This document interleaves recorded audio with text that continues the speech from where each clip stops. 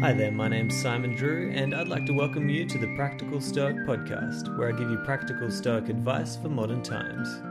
If you'd like to learn more about Stoicism, or if you want some added inspiration in your day, just go to my website. It's risetothegoodlife.com. If you're interested in transforming your life with Stoic principles, then I also offer one-on-one coaching. To book your first free session, just head to risetothegoodlife.com/coaching and follow the links. But for now, enjoy this episode. Hi there, my name's Simon Drew, and welcome to the Practical Stoic Podcast. And today, like usual on a Friday, I've got an interview for you, and I'm so excited for you guys to listen to this person. And the guest that I have on today is Kai Whiting. And for those of you who don't know about Kai, I'll read you a little bit about him. So, Kai Whiting is a university lecturer and researcher based at the University of Lisbon, Portugal. His specialist subjects are modern Stoic challenges, sustainable energy, and materials. And you can find him on Twitter at Kai Whiting. And so Kai actually emailed me a few weeks ago and said, look, I'd love to have a chat because I've just written an academic paper about like sustainability and Stoicism. And, you know, I had a look at this and it's so interesting. And Kai is such an incredible person, very, very smart.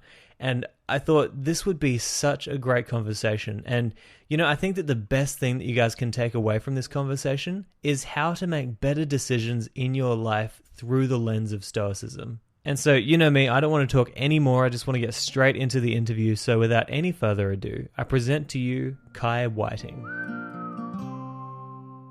All right, so Kai, I've been really excited to have this conversation with you. So firstly, welcome to the show. It's great to have you here. And for those who aren't aware of you and your work, why don't you tell us a little bit about who you are and what you do? So yeah, my name's Kai Whiting. Sounds very formal, but as a university lecturer and researcher, I have to be. I'm based at the University of Lisbon, which is in Portugal. And my department is actually the mechanical engineering department. So many of you may be like, what on earth is a person in the Department of Mechanical Engineering doing with Stoicism? And so the short answer to that is, as a Stoic, so I'm a practicing Stoic, I had to ask a wider question. Not only what Stoicism could do for me, but what I could do for Stoicism. And I guess we're going to unpack that in this interview. Absolutely. And, I wanted to go straight into a question about your journey with Stoicism. So I wanted to know, like, when were you first introduced to Stoicism and why was it so interesting to you? Well, yeah, everyone has that sort of story, don't they, of tragedy, so that they remember, this is why I should be a Stoic. But in my case, it was like the avoidance of tragedy, in the sense that I happened to be reading Ryan Holiday's book, Obstacle is the Way, when my grandmother was dying. I didn't know that at the time she would die, but she did within a week of actually starting to read that book. And I had a choice, literally, while sitting reading this book in the waiting area. Do I go crazy at this point? Do I just break down? Do I join the chaos that is around me? Or do I realize there's nothing I can do and just live that moment, enjoy the memory, and just realize how fortunate I am to have known my grandma this long? So I took the second decision, or the second choice, and I realized that had I not been reading that book, I would have gone down a rabbit hole that I didn't want to go into, and I don't know how I would have come out of it. That doesn't mean I'm not sad. That doesn't mean that I don't reflect on that relationship, but I don't allow it to define who I am and what I do in a negative sense. So instead of like feeling quite bad about things, I asked, how would my grandmother want me to live my life? 2 years later, literally the same thing happened. Her husband, my grandfather, is now dying, and I happen to be reading How to Be a Stoic. So I'm sitting there for the second time going, how uncanny, how strange. Again, and it's not because I didn't pick up the book because they're dying. At this point, I don't know that they're dying. I just happened to be reading that book. So I kind of took it as a sign that Stoicism could prepare me for what I would consider to be the worst case scenario. It's not your own death. I think Massimo said that in an episode he did with you recently. It's not your own death that's the worst death. It's the ones that you love the most. When they die, it's how you deal with that. So if Stoicism could help me with that, it could help me with anything. and more or less everything. So I was like, okay, how far does this everything stretch? That was a key question I started to ask myself, which I still don't know the answer to, but it's something that I'm working on with an increasing number of people. Well, yeah, I mean, I think that one of the main reasons why I wanted to have this conversation with you is because I see in your work that you are asking these kinds of questions about how far is the reach of this philosophy. You know, how many areas of our lives can it impact, and how many areas of our choices and our decisions can it play a role in. And before I talk about that, because I do want to get onto all of that, it's very interesting. But I'd like to know, you know, I ask this to everybody. Everybody has their own idea of what Stoicism is. So I wanted to know from you, what is Stoicism to you? You know, what does it mean in your life? That's an excellent question. And I've been hearing that question in a lot of your podcasts, which, you know, I'm a fan of. And I still don't know the answer. I mean, that sounds terrible. I don't actually know. I don't know what it means to me because I don't at this stage know exactly what Stoicism can do. It's not a personal philosophy in the sense that how it applies only to my life. So that part, yes, there is a personal aspect, but that's not the aspect I'm most interested in as a Stoic. It's more like the cosmopolitanism. So I don't know the answer. It sounds terrible, but I don't know. And I guess as an academic, I'm supposed to know, but I don't know, and I'm looking forward to find out. Yeah, absolutely. And I would actually add to that, like, look, as an academic, I think it's also your job to say when you don't know. You know, I think that's one of the most important parts of being an academic, or anyone who is wise, is to say, look, I don't know yet, but I'm figuring it out, and I see that's what you're doing. So, sorry, did you want to say something? Well, I just tell it to my colleagues because unfortunately, and I guess it's a Stoic thing, and that's one thing I've noticed being a Stoic, is the ability to say I don't know. Before I used to see that as like, I don't know if a weakness, but maybe stupidity. Like, oh, I must not be intelligent enough. And it's like, actually, it's beyond my control.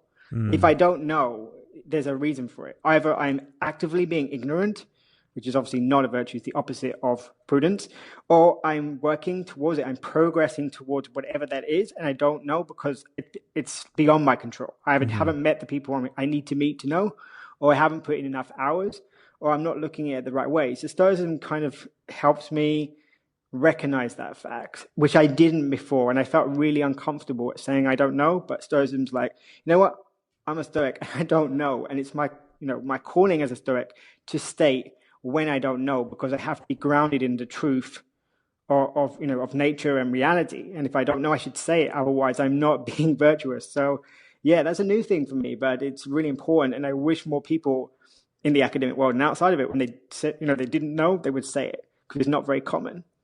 Yeah, not in the West, anyway. It's definitely a difficult thing to do, isn't it? I mean, even it would seem like Ryan Holiday's book, Ego is the Enemy, would definitely have some insights into that as well. I mean, it's all to do with ego, and it is so difficult to say, I don't know something. I mean, we're going off on a tangent here, but I think that's something that Stoicism really does do a good job of, encouraging people to search for wisdom and to have that self-discipline to understand that you're not going to know everything, but the only thing that you need to involve yourself in is learning more every single day and becoming better in every aspect of your life. I mean, I would even say, the people who have been following this podcast since the very beginning, they will know that one of the reasons why I started this podcast is because I didn't know enough about Stoicism that I thought I was an expert, and I wanted to do something that would force me into having a position where I'm accountable to people, to actually learn and to bring good information to them. And so by teaching, I was absolutely able to learn so much more about this amazing philosophy. But I do absolutely agree that Stoicism does encourage people to lose that ego and just say, I don't know this, but I want to learn. And I think that's really important. And speaking of learning, you've actually recently come out with an academic publication, and it was entitled Sustainable Development, Wellbeing and Material Consumption, A Stoic Perspective. Now, that's a bit of a mouthful for everybody who's listening. I'm not sure if they'll get exactly what it's all about. So I wanted to hear from you. Could you give us an overview of this paper and maybe share how you think a modern Stoic would think about these issues?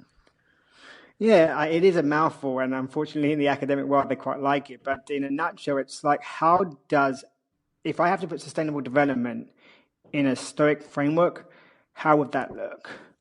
What would it mean, and what insights can Stoicism give to the sustainable development community, so the environmentalists, but not as policy analysts, and vice versa? What can Stoics learn from the sustainable development community? So I'll give you just one example. Like, prudence is what I would say is the ancient term for sustainable development. The idea that one has to be wise in their decisions, take precaution, and think about their impact on the future that is unknowable, right? Based on the science of the day. That to me, or the politics of the day, that to me is prudence, right? Mm-hmm. That to me is also sustainable development. So if I said to Epictetus, I really like sustainable development, and I explain it to him, I'm sure he would say, that's prudence. So to me, there is a complete overlap between, say, ancient understanding and what I would call a modern concept, and the challenges that we face today in terms of climate change. So to be prudent in climate change would be, okay, I don't know the impact of climate change on everything. I just want to clarify something before I go on. Mm-hmm. People say, climate change is not a problem. People are claiming that, or environmentalists are claiming that the earth is hotter now than it's ever been, and that's not true. And I just want to clarify that no environmentalist is actually claiming that. They're claiming that it's hotter than we've ever measured, and that the acceleration of change is faster than we've ever measured, right? Mm. And then what you say is, okay, so even if 100,000 years ago, or 200,000 years ago, the earth was hotter, we don't have 7 billion people. And we don't have like 80% of them living within 1 meter of the coast, right? So yes, if we all live in Bolivia and we live in the highest places in South America or in Tibet, it doesn't really matter climate change that much. But the reality is we don't. We live in the flat areas. So to be prudent is to say, maybe I don't need that 4x4. Maybe I can have a smaller car, and maybe my carbon emissions can be less. Maybe I don't need to buy, so many clothes or so many shoes, because there are emissions associated with that in an industry. So it's like asking myself, even if I don't know if climate change is occurring or how it is occurring, because I really believe it is, there is a consensus, but I don't know the extent. Nobody does. Should I not take a decision that would be perhaps the wiser road? That even if I'm wrong about climate change or the impact of climate change, shouldn't I take a road where maybe I minimize my impact? So if I am, right about climate change, then I have the ability to make some adjustments, politically or otherwise. And if I'm wrong, then the world's a better place anyway. And I think that's what prudence is about. And I think that's a really important, obviously, virtue within Stoicism. They're all important, but that to me, as an academic, is a very important one. Mm-hmm. Yeah, and I mean, I wanted to add something to this idea of people denying climate change, because I mean, I always just think that no matter what you think, no matter if you believe the science or you don't believe the science, isn't it just a good idea to try to be a person who takes care of your environment? Isn't it just a good idea to take that little bit of extra effort to make sure that you're taking care of the world and nature around us? I mean, I was recently walking back from the beach near our house, and I was stopped at the traffic lights, and I saw this guy walking along, and he had a cup of coffee in his hand, and he threw this cup into the bushes next to him, right? And not many things make me very angry. You ask my wife, she'll tell you that not many things get me riled up at all. But to see somebody making such a careless decision to make their environment filthy, just to chuck something, it would be so easy for them to hold it and put it in a bin. But it just doesn't make sense to me. It just doesn't make sense that people, whether they believe it or not, wouldn't just want to take care of their environment and make sure that it's clean, make sure that they're making the right choices. And, we had this conversation last week. We talked about a few of these things. And what really struck me about you is you're a person who is thinking very deeply about how Stoicism should influence our everyday decisions in life. How it should influence whether you chuck your empty cup of coffee into the bushes or not. So maybe we could talk about how a Stoic would make a choice, for example, in regards to the businesses that they support or the diets they eat or, the people they spend time with, how they approach the environment. How would a Stoic go about making those choices? Well, just to take you, the coffee cup is a self-control, isn't it? It's for 20 seconds that I don't want to hold my cup. I'm going to throw it in the bush because someone else is going to have to pick that up for me, right?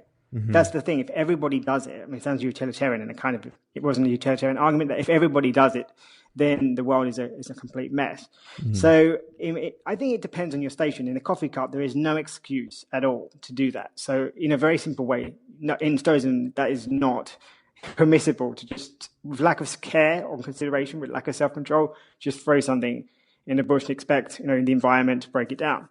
But in terms of one's decision, it depends on their station. So in my case as a teacher, I can't stand up and tell my students that if you want to reduce environmental impact in your life, there's 3 things you shouldn't do. One is, do not buy things you don't need. If you don't need it, don't buy it. That would be 1. 2 is, don't drive a car unnecessarily. The key word is unnecessarily. And 3 is, do not eat meat or fish unnecessarily. So in my case, I actually do not drive because I didn't want to be tempted to drive. And I'm vegetarian, so I don't eat meat. And then they say, well, isn't that a sacrifice? Isn't that a hard decision to make? And I'm like, no, that's a progressive value. And I don't want to be, a hypocrite because they'll turn around and they'll point literally to my colleagues who will say the same thing and then drive a 4x4. And I said, yeah, but that makes them a hypocrite. And then when they teach you, there's a barrier of not, between you receiving that knowledge and them telling you because you think, oh, they tell me this, but they do something else. I don't want that accusation because as a Stoic, I'm called to be coherent. I'm called to understand the nature of the world. For example, that coffee cups do not degrade because they have plastic around them and not paper, despite what people think. And, it's someone else has got to pick it up for me. I should understand that, and therefore that should dictate my behavior. If I understand that money is being wasted by having cleaners that don't need to be cleaning that, they should be cleaning something else, then I will not throw it in the bin, right? If I understand that mass production of burgers in McDonald's, for example, or another fast food avenue is causing mass, deforestation of the Amazon rainforest, then maybe I should reflect on what I put in my mouth. And in fact, as a Stoic, every Stoic has to eat, right? Even the sage, and they have to eat 3 or 4 times a day. So it's actually the most frequent decision you make.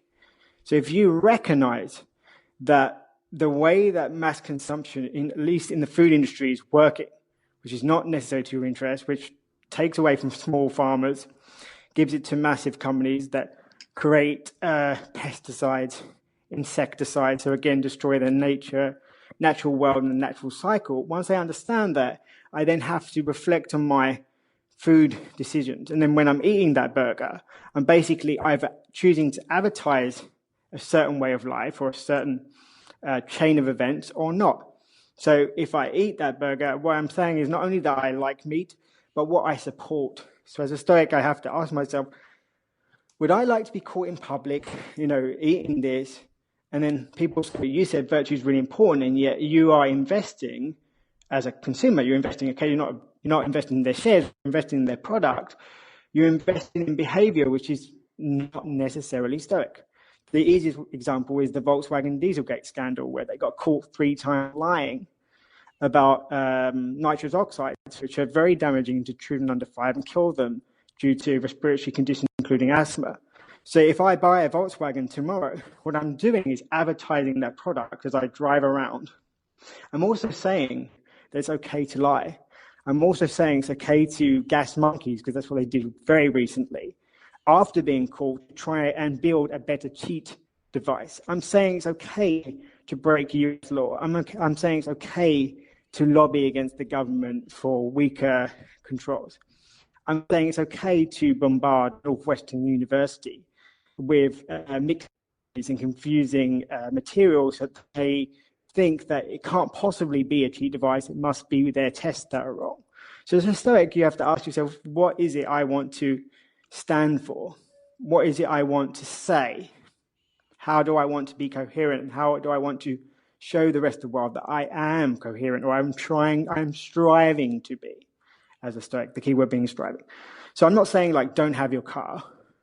I'm just saying if you have to buy a car, think very carefully about the values that you are showing and whether you're aligning with your virtues of justice and self-control, for example, in that case, or not. So if you tell me, okay, all cars are bad, I've equally done my research and they're all evil, then I wouldn't use the word evil, but if you said that to me, I was like, okay, then buy any car, it doesn't matter. Because if they're all bad, then they're equally indifferent, right? So it doesn't matter which one you choose, but it would be very unlikely that all car manufacturers have done exactly what Volkswagen have done in the last 3 years.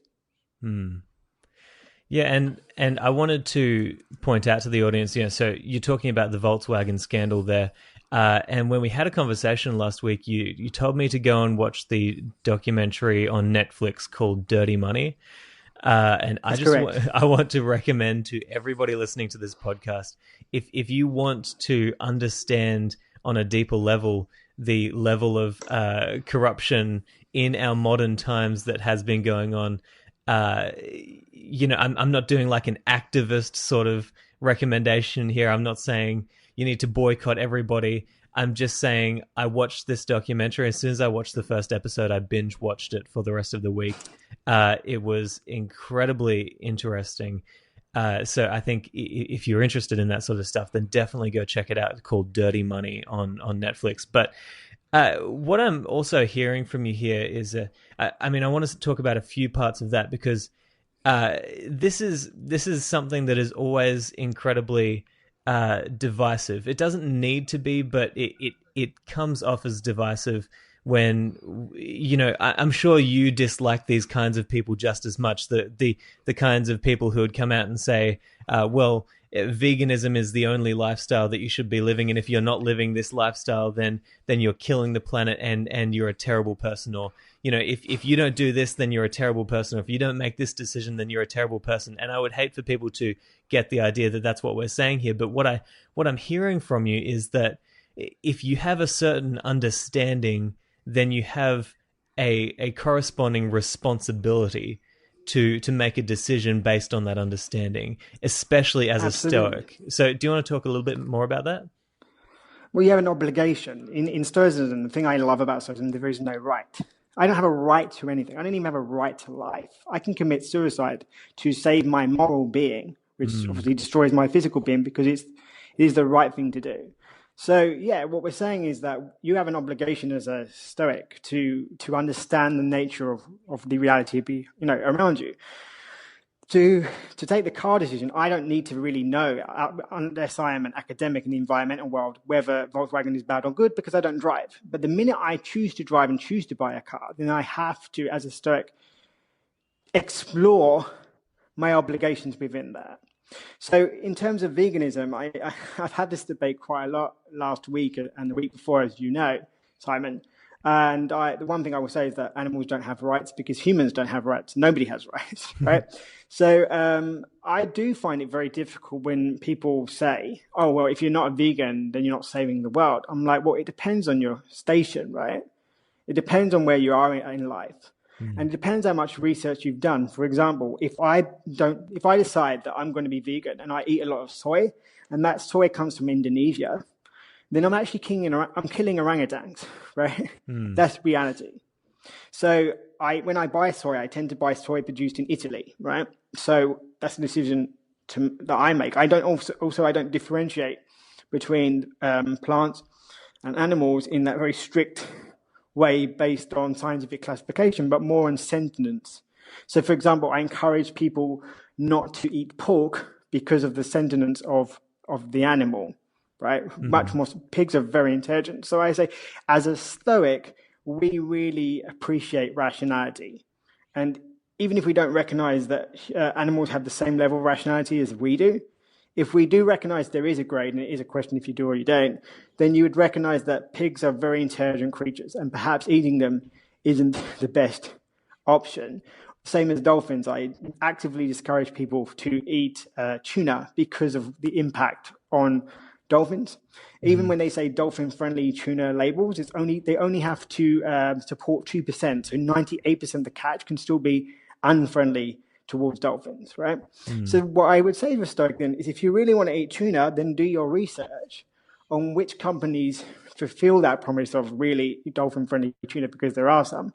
And, ask yourself whether you should be supporting those companies who basically lie or misinform by saying that all their tuna is dolphin friendly when it's only 2%.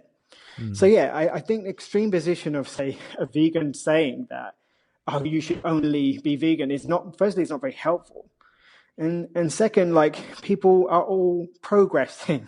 As a Stoic, there's not a clear-cut answer until you've reached that moment of, I understand now, I have the wisdom to, I'm not a sage, but in this particular area of my life, I'm becoming more sage-like.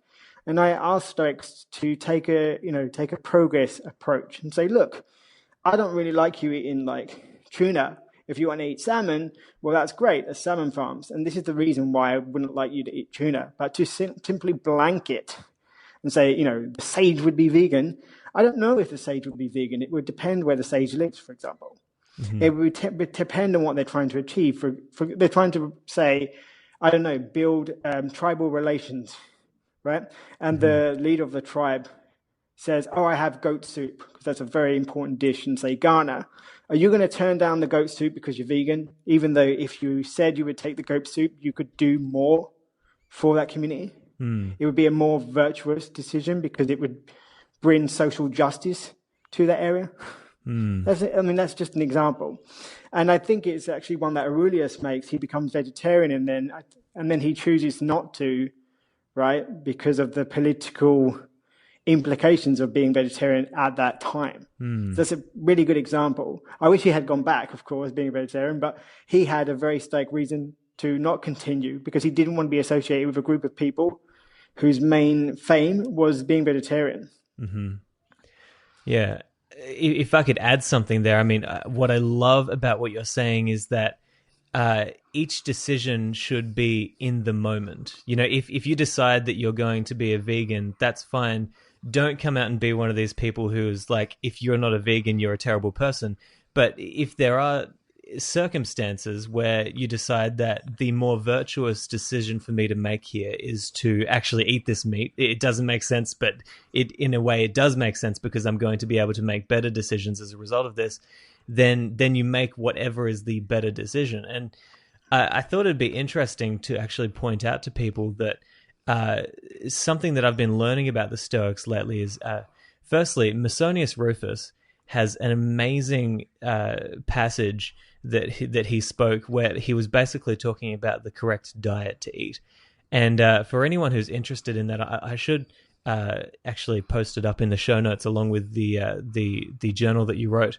And it's amazing. He's talking about basically eating fruits that are in season, vegetables, nuts and seeds, and grains and stuff like that, and don't eat too much meat, or don't eat animals that need to be slaughtered, because it just seems wrong.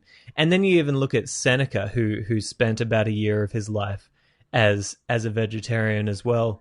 And I think similar to Marcus Aurelius is what you're saying. I think he decided that it was impacting the politics too much, but there is actually it might have been Seneca. So I can't remember which of it might have been Seneca. So we're probably coming. Yeah, I'm not Possibly. a philosopher. So I'm in the mechanical engineering department. I have my weaknesses with philosophy. But yeah, you're going to write in and say, this guy knows nothing. And I said, I don't know everything. And I'm, if I'm wrong, then correct me. Then I'll never forget again. And so, informed criticism is great. So yeah, if I'm wrong, then tell me. Please do email us into the article and email me. Yeah. You don't want to get that wrong. But yeah, I think that's the thing about Stoicism. It's not normative in the sense that Kant would say never lie. Never ever lie. So any lie to Immanuel Kant is bad under Kantian philosophy. Stoicism doesn't work that way. It depends. Is suicide generally bad for you? Well, yes, it generally is. It would end your physical life. But if you choose to live but become a slave because you've lost your moral being, then it would be better for you to commit suicide, right? If eating meat generally, do I think that's a good thing? No, but if for example, my mom cooks me a Sunday roast when I'm in England, because I'm not often there, that builds family. And in my circles of concern, I need to be very concerned about my mom and my dad, right? So I do eat that meat that she cooks me once a week. So we have an agreement that once a week, I will eat that meat with her. And that builds a great relationship with my parents that I wouldn't have if I was very stringent about the rule. I don't buy meat, but if someone offers it to me and it's not pork, I generally eat it. So I think in Stoicism, it's very clear to say, yes, and it depends on cultural differences. It depends where you are. There are some parts in the world that you can't be vegetarian. I've been in places where literally the possibility does not exist, let alone vegan. But if I'm in a supermarket and I have various choices, that's the key. The various choices, then should I choose not to eat meat? Probably, based on the knowledge that I've acquired and the conversations that I've had with you, Simon, and other people. And that's what Stoicism is so such an interesting philosophy, because it takes people where they're at and tells them to progress where they're at according to who they are. It's not a religious in the sense of a prescription, like God says, don't do this, and under no circumstances can you do that because God said. Stoicism isn't like that. Stoicism says, is it progressing towards virtue? Good, then do that. If it's not, then don't do it. And I think that's a really, really important thing to bring up. We might have talked about this already heaps, but I think you can never bring it up too much, that the ultimate goal of Stoicism is virtue. In every single thing that you do, no matter what you do, you've got to be focusing on what is the best and most virtuous decision that I can be making here. And I wanted to maybe point something out to everybody, which I think is a good point to make here, is I think that one of the most important ways that you vote in society is through the dollars that you spend. And so where you spend your money, that's really telling a lot about what you're willing to accept from companies in our society and from governments and from producers within your community. And so I think it's actually really a good point that we don't hear enough from Stoics and Stoicism in general, which is that, if you have a knowledge of one of the companies that you're buying from, or one of the values that you're supporting, that it's not living up to a virtuous standard, then you kind of do have a responsibility to at least step back and evaluate, is this the best decision that I can be making? Is this the best money that I can be spending? Is there somewhere else where I could try to spend the money where I wouldn't be spending too much more, or at least would be spending the same, but would get a different result in the community, or would get better results from these companies that I'm supporting? If I could just quickly give one example, I mean, here in Australia, we have a company called Coles, and it's a grocery store. And I absolutely love this grocery store. It's my favorite. We go there all the time. We get all of our groceries from there. However, one day when I was buying some eggs, I realized that their free-range eggs, it said 10,000 chickens per hectare or something like that. And I was like, okay, well, it says free range. I only want to buy the free range eggs because I used to breed chickens. I used to have like heaps and heaps of chickens and turkeys, and I love these animals. The idea of keeping them in pens to lay eggs day after day, it was horrifying to me. But so I was like, okay, well, I'm at least going to buy the free range eggs. Then I discovered that another company sold free range eggs for just $1 more, except they had 1,500 chickens per hectare, which is a considerable amount less than the ones that Coles was selling. So I was like, why on earth would I spend? Why would I try to save $1 when it means that there's literally going to be, like 8,500 more chickens in this hectare, like squeezed in? How could I do that? Now that I know that this company is obviously getting away with the bare minimum for what they have to do to get the regulations happy with their free range product, why don't I just spend an extra $1 and make sure that there's happy chickens? Do you know what I mean? So I think it's a good point to bring up. Like think about the money that you're spending and the decisions that you're making and how it's impacting the world and the outcomes that you want to have. I don't know if you want to add anything else to that.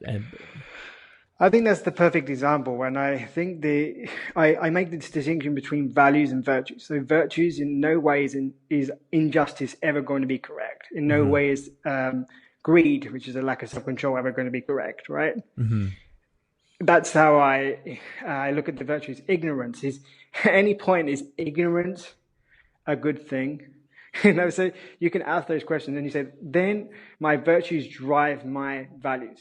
So being a coward, right? Saying, oh, well, I was going to be brave, but I decided to be a coward. That's not virtuous, right? So you say, well, I will be brave. I will stomach that $1 loss, right? And I will see if I can survive the economic impact. And for some people, it may be a much bigger purchase, right? And then you say, what out of my virtues, where do my values lie? So in your case, the knowledge that you had about chickens meant that you were able to say, this is not good. This does not reflect virtue. This does not reflect my values, right? So it's literally a case by case, but it is grounded in science. It is grounded in reality. It is grounded in knowledge. And we do have the obligation to go and ask a farmer, for example, is this acceptable? And I think it's important to make a note here. Like, if you had have asked me when I was just learning about Stoicism, if I would have considered making decisions based on what you're saying here, like how is a company using this money, what are they producing, and how are they producing it, I probably would have been the kind of person who would say, of course I would never turn vegan, or of course I would never stop eating meat, I love meat, or of course I would never stop doing this or using this company. But I think when you start getting deeper into Stoicism, when you start truly practicing it, and when you really get into your head this idea that virtue is the ultimate goal, you do start asking these questions every single day in everything that you're doing. You start asking yourself, really, is this the best decision that I could be making? And even so, as I said, I would have never said that I would become that kind of person, but recently I was reading those things from Musonius Rufus talking about meat, and I was learning about how the Stoics had gone away from meat, and I decided, you know what, let me watch a few documentaries, let me do some research, because I'd like to know what's going on, see if there's anything that can persuade me to make a better decision on this. And so I did some research, and I was like, how could I not at least try to limit my meat consumption now? How could I not do this now that I know this information, and now that I know that, to me, the most important thing should be virtue? And I wanted to move on to one thing that we talked about last week, and you've mentioned it briefly, is the idea of the sage. The Stoics really talk a lot about, kind of in passing, they kind of have the example of the sage and the non-sage, and you have a really great perspective on this. So I wanted to give you a chance to talk to our audience about the difference between the sage and the non-sage, and how it relates to Stoicism and the decisions that we make. Yeah, I do have a slightly controversial aspect, I think, on the sage, because I like to say that the sage is like free will. I know that it doesn't exist, but I sleep better thinking that it does. Or the sage is like an artist. You only recognize them when they're dead. So that's like the general view that I have on, because the sage makes me think of how I would like to be, right? And the interesting thing about the sage is that we all have one in our head, right? So we're all approximating that sage in our mind rather than the prescription in ancient Stoic texts. But in Stoicism, the only discrimination, if any discrimination occurs, is between the sage and the non-sage, right? It was the first eudaimonic tradition of philosophy where it wasn't that you had to be born a certain way or a certain gender, right? Like Rufus, I know you're a fan, and you've spoke about it at large, about his attitude towards women's education. So in Stoicism, we're only called to distinguish between the sage and the non-sage, with most of us, if not all of us, never ever obtaining sagehood, right? Because we're unable to always make the right decisions for the right reasons. But to me, the ability to have the sage as the ideal human being who does not know the future, because they're not God, right? So they're not a godlike figure. They do not know the future. Means that we can strive. Means that we can picture in our head when we go to the supermarket, am I living up to that ideal? Now, in that respect, we do have a sage in the Stoic community if the sage means the ideal that we are all striving towards, right? And it's simply like, it's very hard to describe what the sage actually is, but you could probably do it by describing what the sage is not. In the same way that people say, how can you say there are only 4 virtues? That means you have no values. Do you not value creativity? Yes, we do value creativity, but creativity can sometimes lead to injustice if only a certain amount of creativity can occur from a certain type of person. So, for example, if white European ideals are what's seen as creative and indigenous creativity is not, then creativity in itself is not a virtue, but it's something that we value as long as we are striving for justice, right?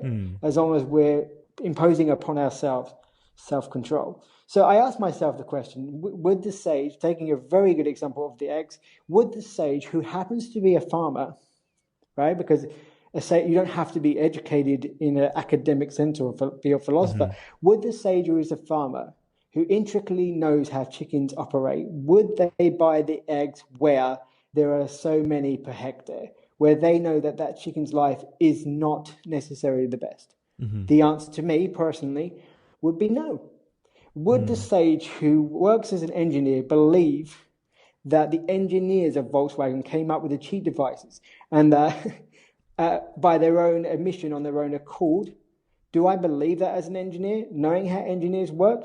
No, I don't, because I know that engineers, they design something. They design something on spec. They're told what to design, and they design it. Who are they told by? By the people in the very top. So as a sage, knowing how engineers work in industry, would I choose that? No, I wouldn't, right? So I think the sage is really important. And I know other Stoic academics kind of shy away from the sage because it's got the sort of, he or she has this sort of like mystical element, but I don't see it as like that. I just ask myself the question, would a sage that knew about this in this arena, would they do that? No, then I have to really question, would I? That's why I said, would the sage be a vegan? Depends where they are. If they have a choice between something in a supermarket that is, which is supporting mass production and cruel methods of slaughter, absolutely not. But if they have a choice between sitting with an African community and enjoying a goat soup, or rejecting that offer of soup, I think they would eat the goat soup. So that's to me why the sage is so important, right? And that's why even if they don't exist, like free will does not, then in recognizing that I have volition and recognizing that there is a concept of the sage, I think personally I can make better choices. Because otherwise, what do I live up to as a Stoic? What is my goal? Yes, I want to be a better person, right? But what does that mean? To me, without the sage personally, it doesn't mean much. Because then my idea of is the best Kai I can be, right? Yeah, we all strive for that every day. Everybody in the entrepreneurial community will do that. But if they are doing it in a way that is maximizing shareholder value and not thinking about the wide environmental concerns, they can hardly say that they're a sage because they're not truly cosmopolitan. Only the sage is a true cosmopolitan and would recognize that the shareholders are one interest group of many that need to be considered in a decision, right? So in an entrepreneurial case, you might say, how can I live my life as an entrepreneur in a way that promotes environmental values? For example, maybe I don't allow people to have plastic coffee cups that are throwaway. Maybe I encourage people to bring in their own coffee cups, so I give everybody a coffee cup so that we no longer have this plastic coffee cup culture, right? Yeah. Why would I do that? Because I recognize that a sage, if they know how plastic degrades over 500 plus years, that perhaps that isn't a great, thing to do. And when I see the island of rubbish in the Pacific and now the Atlantic oceans, there's a few, the massive oceans of rubbish, mainly of plastic, and I see the plastic in the stomach of sea life that then starve to death because they think they're full, but they're only full of plastic. As a sage, if I know that, would I support a coffee cup culture where I just throw it away and get a new coffee cup every day? I don't think I would, right? So that to me is why the sage is so integral. And that's why we should discriminate between the sage and the non-sage, because we're discriminating a virtuous act and a non-virtuous act. Not about the person, not because of their skin color, not because of the way they were born, not because of anything to do with their genetic makeup or, personality choice, being an extrovert or introvert. We're just saying you can be all those, you can be any or all those things. The important thing is, are you acting virtuously? If you're not, then I discriminate against that, because that is not my Stoic journey. But I don't discriminate against you because you happen to be an entrepreneur. I discriminate against the choices that you make. And that's why Stoicism is such a beautiful philosophy, and why I wish more people who are Stoics really got into it from their own personal perspective, from their own station, and that people who didn't know what Stoicism was really thought about it beyond what I call Ryan Holiday obstacles the way Duplo Stoicism. I'm like, it looks like Lego, it works like Lego, but it's not Lego. So take yourself where you are, but always look for the next step within your own life. It doesn't mean you have to be a philosopher, but certainly ask the question, like, what is it? What should I know before I make a decision? How can I improve the environment around me? How can I, including the work environment, how can I show to people that being a Stoic, I really do strive to be the sage, knowing that I will never possibly reach that state? I think that's really important for people to understand, and I love this idea of the sage and the non-sage, because the Stoics do talk so much about having an example in our view, having some really positive example of somebody who we want to live up to. We want to live up to their example, and this is what the idea of the sage can give us. And in every single area of our life, we can ask ourselves, this person who I have in my view as the perfect example, what would they do in this situation? And I really love that. And I think it's also great what you're saying there. What I'm hearing that you're saying is that something that is virtuous for you to do right now might not be virtuous for another person in another part of the world. And so everything is individual. You need to look at your own life and every single decision and decide, is this virtuous for me? So even if, for example, you're getting into politics, you might say, okay, let's say that a sage is a politician. What is that person going to be doing? What are the decisions they're going to be making? Now I'll try and live up to that. And I really like what you're saying there, that yeah, like, something that is right for you right now, in 10 years, in a different situation, in a different time, might be the wrong decision. So you should be constantly analyzing this. And I wanted... Sorry, go on. You have to add a caveat there, because otherwise it sounds like everything is okay, right? So we're not. I know that you're not saying that, but people will say, does that mean that I can do whatever I want? Because no, there's no excuse to be ignorant. So if you actively refuse to learn about, say, climate change so that you can continue in your station to pollute, that is not a Stoic value, right? But if you have done everything in your power, right, to look that up, to do your research, to go and ask people that you know who are knowledgeable, and then you then take a choice, that is a virtuous statement to make. It is not a case of just do whatever you like and be purposely ignorant so you can continue to live that way. That's not what you're saying, but I just need to clarify, because otherwise people will then email me and say, so what you're saying is you can do whatever you like. No, you can't. And for example, there are some things that are obviously never, I would argue that are never virtuous, in the sense for Me Too, right? That campaign, is discriminating against women sexually ever right under any circumstances? No. Was it ever right historically? No, because they said, please do not rape me. Please do not attack me sexually. They said, women have always said no, right? So under that situation, you can say, well, historically it was okay. It was historically okay. It was accepted in society up until 2017, actually, right? But that was never okay. So there are certain cases where you say, well, for me it's okay because of my culture. I think you have to ask yourself the question, what would that person that I'm interacting with say? And if they said, no, I don't want to be discriminated in this way, I don't want you to treat me in this way, then you cannot say, well, in my culture, it's okay. So it's not that Simon and I are saying that you can do whatever you want and it depends on you, like everybody's opinion is the same. It's not. An informed opinion is much more valid than an uninformed one. And if you've done the work to inform yourself, which may involve talking to other people, which may involve reading, which may involve going out and seeing reality, then yes, in that situation, that virtue is for you to claim, right? So I just wanted to make that caveat. Otherwise, it sounds like we're saying everybody's opinion is okay and do what you want, but that's not the case. Yeah, I appreciate that, and I agree. I would not want people to think that I'm saying anything that you do is okay. It's perfect what you said there, so I'm going to leave it at that. But I wanted to move on and maybe ask. You've talked about a few decisions that you've made in your life, including not eating meat. And I wanted to know, are there any other decisions that you could talk about that have been influenced by this idea of the sage and the non-sage and through Stoicism?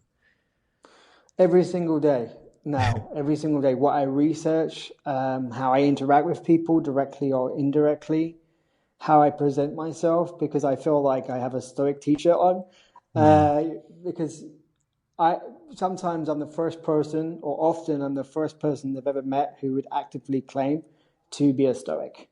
That's a huge responsibility, right?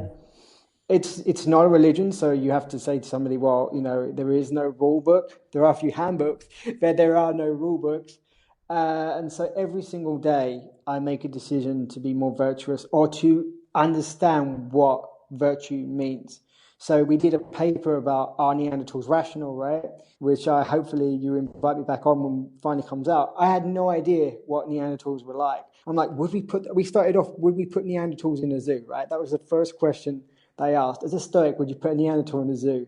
And then I started to spend 1 month and did nothing else but research, 8 hours a day researching Neanderthals, and realized they were as rational as we were.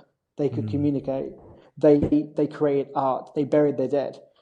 So the question changed to, would Epictetus say they were human, as they are rational agents, or would we declare them as animals? And I think Epictetus would say, had he known about them and what they were capable of, they were human, and they would have their own sage, right? Because they're rational beings. Their sage may look different, their idea of the sage, but they'd still have a sage.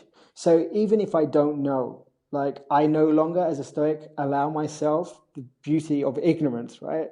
So when I was a religious person before, I would say, well, God says, and therefore, right? So I would purposely be ignorant because I didn't have to think. In my case, I'm not saying all religious people do this. I'm just saying I did it when I was a religious person. Say, well, God said, and therefore it is. And as a Stoic, I couldn't do that anymore, which is really hard work, because I was like, actually, I don't know the answer. I don't have to have an opinion, but I do have to have an informed opinion. So I had to go back and rethink the entire, in my mind anyway, the entire thing of what was human origin and what was human evolution in my head, right? So I'd never thought about it before. I had to ask myself deeper questions. I had to ask myself the question, that's why I had the caveat, can I do whatever I want? Because it's not a normative prescription of what does the rule say, therefore I'll do that. I had to ask myself, is there any circumstances where I could claim to be virtuous because I didn't know? And then I realized that not knowing is ignorance, and then it's not a virtue because it's the opposite of virtue, right? So every single day is another opportunity to progress. And if I cannot progress because I don't know the answer, then it's to go out and get the answer one way or another. It might take some time, it might take years. In fact, it'll probably take until my graveyard, where you sit there and go, oh, he was a eudaimon, or at least he tried to be, because he spent his whole life trying to see what flourishing and fulfillment was about. Is that a hard decision to make? No, I think it's a progressive one. I think Stoicism calls you to be progressive and say, is this a progressive value? I have my virtues, but aside from my virtues, is this a progressive value? So, for example, are gay rights, are they good or bad? I ask, is it a progressive value to allow people to get married that love each other or not? And then you ask the question, is eating meat a progressive value? So, killing animals every day, because I used to eat meat 3 times a day, really. So is eating that amount of meat, is that a progressive value? Could I not cut back? So that it's not, to me, it's not a hard decision, but it is it is hard in the sense that it's continuous. It's a continuous onslaught of having to choose to live virtuously. And that's not easy. That's not easy, but it's the only thing that's worthwhile. Yeah, I think this was already my last question, but I just think this is such a perfect place to end the interview, because I think if there's anything that I want people to take away from this conversation, and I'm so excited for them to listen to this, I want them to take away that you should really be thinking about the choices that you're making, and this is the Stoic way to do that. These Stoic method, you might call it, of making better decisions. And it sometimes hurts to hear this, but we are all so ignorant about many of the decisions that we make. We really know nothing that we need to know about how our money gets spent, and how that produces things that we are probably very non-virtuous. And I think I really want people to take this away. Go out and look at your decisions that you're making, your money you're spending, and think about how that is impacting your community, your country, your earth, and maybe think about how you could make better decisions. I think this is a really, really helpful interview for learning how to do that through a Stoic perspective. And so I wanted to give you the opportunity. Was there anything else you wanted to say to my listeners before you go? And once you've said that, could you tell my listeners where they can go from here and how they can follow you or become involved in what you're doing? Yeah, the only thing I would say is, it's just like broke the news, is about Cambridge Analytica, about be careful where you put your data and what that means, right? So it's not only about where you spend, but also what you sign up to, literally. I'd love to have the debate with you more. I know you're going to tell me off for my Seneca mistake, so I'm waiting for the deluge of emails. But please do email me and correct me, because otherwise I will never progress. So if you want to email me, you can check out the paper, which is open access. We paid for that. The university agreed because we wanted the information to enter the Stoic Stoa. We wanted you to have access to that. If you feel you can contribute to the research in any way, then please tell me. And if you can spread the message of a more wider use of Stoicism, that would be excellent, because I really don't want it to be what it's been accused of being, the white middle-class entrepreneur in Silicon Valley who uses it to be less stressed. I don't think Stoicism is only that. So yeah, check out the paper and you can email me there. And thank you very much, Simon, for having me. No, thank you, Kai. I'll put all of the links there in my show notes, and people can go straight to your paper from there. But I want to thank you again so much. This has been a really great conversation. And yes, we will definitely have you back on as soon as possible. And I know that my listeners would love to hear that. So thank you, and have a great day. Thank you. So there we go, everybody. Kai Whiting. And as I said, you can find him on Twitter at Kai Whiting. And I was so grateful that he came on the show. I mean, he was just such an incredible guest. And I know that you guys are going to take so much away from that interview. And like usual, I want to mention that if you have any guests who you'd like to see on the show, please don't hesitate to get in contact with me and let me know who they are, and maybe even let me know how I can contact them if you know how I can get to them. And I would love to chase them down, try and get them on the show, because I've really been enjoying having these conversations, and I think that you guys have also been getting a lot of good information from these incredible people. So do let me know. And so anyway, I'll talk to you guys next time. But until then, I hope that this episode has helped you on your rise to the good life. Ciao. Thank you so much for listening to this episode of the Practical Stoic Podcast. I hope that you've gotten a lot of value out of it, and I hope that it helps you to live a better life. If you have enjoyed the podcast, then don't forget to subscribe so that you'll be the first to know when there are new episodes. If you really love the podcast, then I would appreciate a positive review, whether that's on iTunes, Stitcher, Google Play, or wherever else you listen. Don't forget that if you're interested in one-on-one Stoic coaching, then you can head to risetothegoodlife.com/coaching to book your first free session today.